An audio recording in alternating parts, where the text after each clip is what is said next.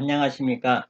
지난 시간 명리학의 기원과 변천에 이어 오늘은 음양오행에 대해서 알아보겠습니다. 동양 철학의 핵심은 음양오행 학설에 있는데 음양오행은 역에서 비롯되었으며 여기서 말하는 역은 주역을 말합니다. 음양이란 태초에는 천지가 분별되지 않은 혼돈의 깊은 어둠의 시대인 무극에서 일기가 엉키고 서려 나누어지지 않은 상태를 태극이라 하고 이때 일동일정하는 기가 태양의 화와 태음인 수로 나누어지는데 이것을 음양이라고 합니다. 음양이 다시 동하고 정하여 상과 수가 태어나게 되는데 태양에서 소양인 목으로 나누어지고 태음에서 소음인 금으로 나누어져 이것을 사상이라 하고 목화가 양이고 금수가 음입니다. 토는 중성으로 음양을 잇는 가교 역할을 합니다. 목화는 양의 기운으로 뜨겁고 밝고 가볍고 청하여 위로 오르는 성질이고 금수는 음의 기운으로 차고 어둡고 무겁고 탁하여 아래로 흐르는 성질입니다. 토성은 음양에 모두 기생하는데 음도 양도 아닌 중성의 기를 말합니다. 인간도 태양계의 생명체로서 태양계의 별들의 에너지의 영향권에서 벗어날 수 없는데 음양의 조화로 생성된 인체에는 이 5가지 행성의 에너지를 간주하고 있습니다. 몸의 상부는 화기, 하부는 수기, 좌측은 목기로서 양에 속하고 우측은 금기로서 음에 속합니다. 신체의 부위도 머리와 목은 목기이고 가슴은 화기로서 양에 속하여 신체의 상부를 나타내며 배는 신체의 중심부로 토이고 허벅지와 다리는 금, 발은 수로서 신체의 하부에 속합니다. 오장육부도 신체의 중심부에 있는 위장이 토성의 에너지를 담고 있다면 심장과 소장은 화성, 폐장과 대장은 금성, 심장과 방광은 수성, 간장과 담은 목성의 에너지를 담고 있습니다. 양의 성질에 대해서 알아보겠습니다. 양은 강성하고 청하고 열려 있어 그 모습을 쉽게 볼 수 있어 솔직담백하여 속마음이 겉으로 잘 드러난다고 합니다. 또한 양은 강건하여 위험을 두려워하지 않고 의리가 있어 새에 따르지 않습니다. 이것을 오양종기 부종세라고 합니다. 또한 양은 측은한 마음이 있으며 그 처세가 구차하지 않고 호쾌하며 정의감이 많은 것이 양기의 특징이 되겠습니다. 음의 특징은 음은 유순하고 탁하고 숨겨 있어 새를 따라 움직이니 의를 잊어버리고 비열하고 그 처세가 교만하고 아첨함이 많다고 하였습니다. 이것을 오음 종세 무정이라고 합니다. 음은 속내를 드러내지 않고 불의와 부정을 보더라도 분리하면 대항보다는 참고 견디어서 기회를 엿본다고 하였습니다. 다음 오행에 대해서 말씀드리겠습니다. 오행은 목화 토금수 5가지를 말합니다. 사주 명리학은 10종의 천간과 12정의 지지를 음양 및 오행으로 분류하여 그 상호관계에 의해 사람의 운명을 예지하는 것입니다. 따라서 사주 명리학의 사상적 기초는 오행에 있다 하겠습니다. 오행의 각각의 성질은 보시는 표와 같습니다. 목화 토금수로 나누어지는데요. 천간의 10종은 목기는 갑과 을, 화기는 병과 정, 토기는 무와 기, 금기는 경과 신, 수기는 임과 개로 표시가 됩니다. 지지는 목기는 인, 묘, 화기는 사, 오, 토기는 진술, 충미, 금기는 신유, 수기는 해자로 표기가 됩니다. 각 오행의 특징에 대해서 알아보면 목기의 성질은 인이고 계절은 봄, 방향은 동쪽, 색은 청색, 맛은 신맛, 소리는 각, 기는 생기, 수는 3과 8, 간장과 담을 나타냅니다. 화기는 성질은 예, 계절은 여름, 방향은 남쪽, 색깔은 붉은색, 맛은 쓴맛, 소리는 치, 기는 왕기, 수는 2와 7, 심장과 소장을 나타냅니다. 토기는 성질은 신, 계절은 봄, 여름, 가을, 겨울에 다 있고요. 방향은 중앙, 색은 황색, 맛은 단맛, 소리는 궁, 기는 둔, 수는 5와 10, 비장과 위장을 나타냅니다. 금기는 성질은 의, 계절은 가을, 방향은 서쪽, 색은 흰색, 맛은 매운맛, 소리는 상, 기는 숙살, 수는 4와 9, 폐장과 대장을 나타냅니다.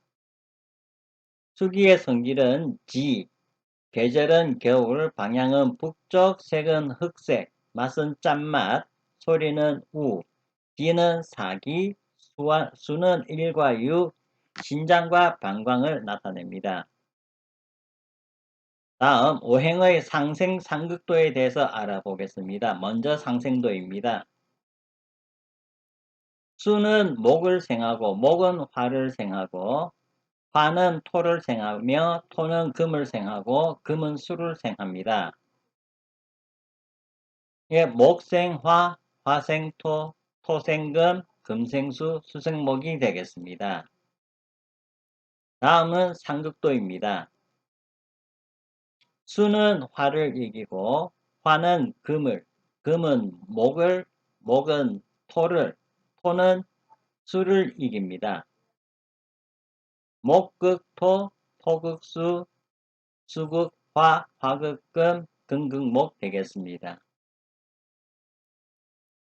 오행의 계절에 따른 특성을 보면 봄에는 목기와 화기는 왕성하고 토기는 쇠약하며 금기와 수기는 약합니다. 여름에는 목기는 약하고 화기와 토기는 왕성하며 금기와 수기는 쇠약합니다. 가을에는 목기는 쇠약하고 화기와 토기는 약하고 금기와 수기는 왕성합니다. 겨울에는 목기는 왕성하고 화기는 쇠약하고 토기와 금기는 약하고 수기는 왕성합니다.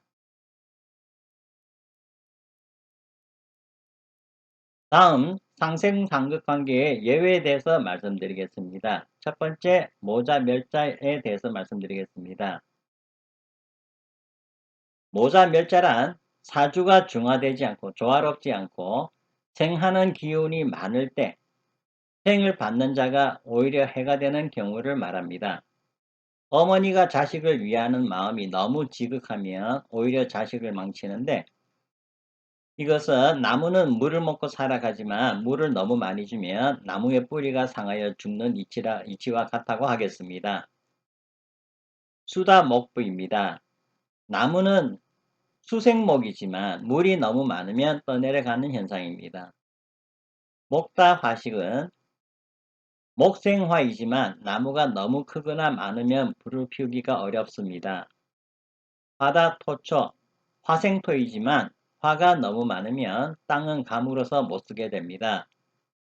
토다금매, 토생금이나 흙이 너무 많으면 금은 매몰되어 빛을 낼 수가 없습니다.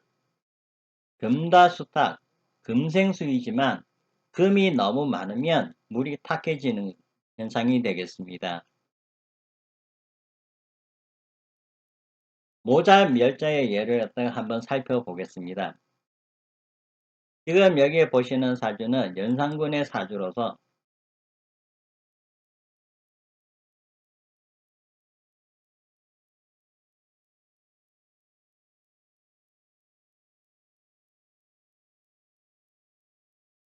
이 물 주위에 자 주위에 금이 너무 많아 물이 흐려지는 예가 되겠습니다. 바로 금다수탁인데요.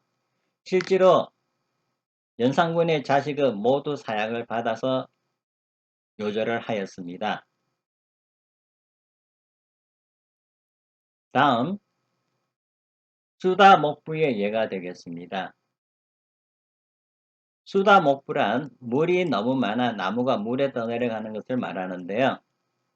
지금 여기 보시면은 해, 자, 그리고 신자진 이 세 글자가 합하여 또 한 물을 나타냅니다. 그러니 지지가 전부 다 물인데요. 이 물이 너무 많다 보니까 이 나무가 견디지를 못합니다. 물에 떠내려간 현상을 보이는데요. 실질적으로 이 사주의 아내는 물에 떠내려가서 사망을 하였다고 합니다. 다음 상모에 대해서 알아보겠습니다. 상모란 극하는 자가 약한데 극을 받는 자가 강하면 오히려 극하는 자가 제극됨을 말합니다.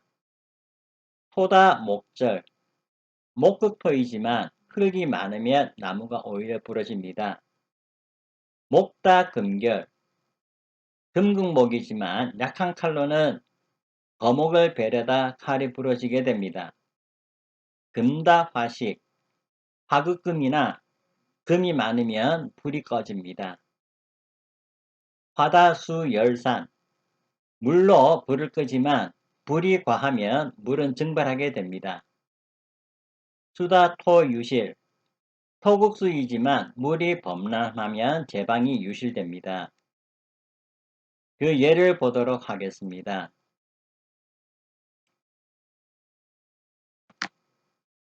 먼저 금다화식의 예가 됩니다. 금다화식이란 금이 너무 많으면 불이 꺼지는 경우를 말하는데요. 여기서 불은 이 오화가 되겠습니다. 그리고 주위에 이게 금이 너무 많아서 불이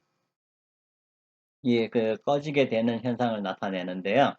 실제로 이 사주의 주인공은 젊은 시절부터 정신병으로 고생하는 남자의 사주가 되겠습니다. 이 오화는 여기 사주에서는 육신으로는 엄마를 나타내지만 신체상으로는 정신과 심장을 나타냅니다.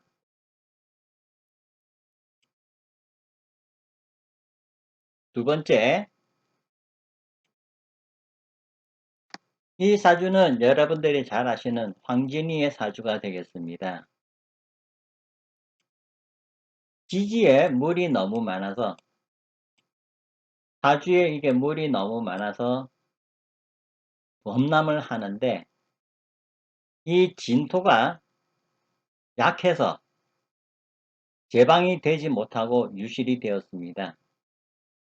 여기에서 진토는 남편의 운을 나타내는데요. 이 사주 전체로는 남편 운이 박한 여인의 명이 되겠습니다. 다음 모세자왕의 현상입니다. 모세자왕은 생하는 오행이 약한데 생조받는 오행이 많아서 생하는 자가 해를 입는 경우를 말합니다. 바다 목분, 목생화이지만 불이 많으면 나무는 불에 타 재가 되어 소멸합니다. 목다수축, 수생목이지만 나무가 많으면 물은 약해지고 수축하게 됩니다. 수다금침, 금생수이나 물이 많으면 금은 물에 잠겨 녹이 슬어 빛을 낼 수가 없습니다. 금다토변멸, 쇠가 많으면 땅은 자갈밭으로 변하여 황무지가 됩니다. 토다화회, 흙이 많으면 불이 약해지고 어두워집니다. 여기 토다화회 예를 들어보겠습니다.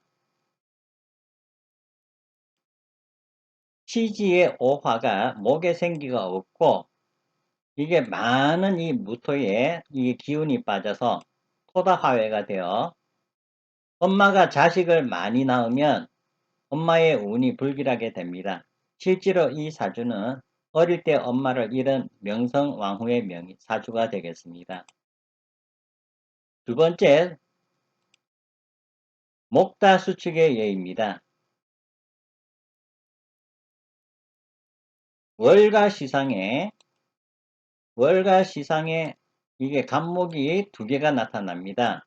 그리고 이 월령과 시지에 녹을 얻어 이 나무의 근이 되는 거죠. 녹을 얻어서 목이 굉장히 왕성한데 이 개수를 살려주는 근기가 없어 목다수축의 현상이 나타나는 겁니다. 여기에서 개수는 이 사주에 있어서는 재물을 나타내는데요. 실제로 이 사주의 주인공은 주식 투자로 크게 파자해서 사망하였다고 합니다. 이상으로 음양오행에 대해서 말씀드렸습니다. 감사합니다.